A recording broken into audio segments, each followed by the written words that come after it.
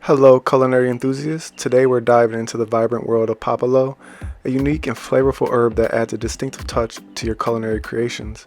But before we explore, don't forget to like, subscribe, and hit that notification bell for more insights into the flavorful world of herbs.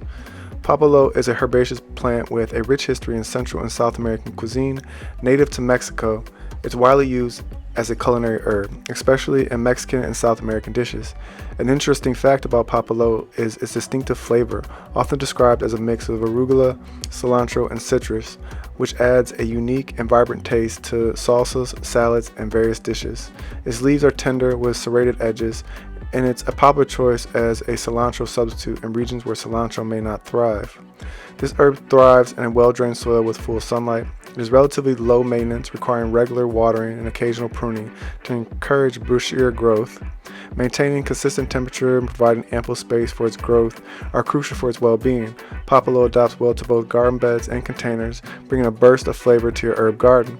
Papalo is a versatile and captivating addition to any herb garden. Its unique flavor and culinary adaptability make it an excellent choice for home cooks looking to elevate their dishes. It adds a bold and distinctive taste to many recipes, making it a favorite among culinary enthusiasts. While papalo is primarily used as a culinary herb, it has been traditionally employed in folk medicine for various purposes. In some cultures, it is believed to have diuretic properties and is used to alleviate digestive issues. Additionally, it is claimed to have anti-inflammatory and antibacterial qualities, although scientific studies on medicinal uses are limited. Nutrient values of papalo are not as extensively documented as common culinary herbs, but it is known to contain vitamins A and C, as well as minerals like calcium and iron.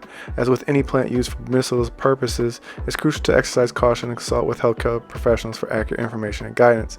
Thank you for joining us on this culinary journey. Don't forget to explore our other videos and subscribe for more delightful content.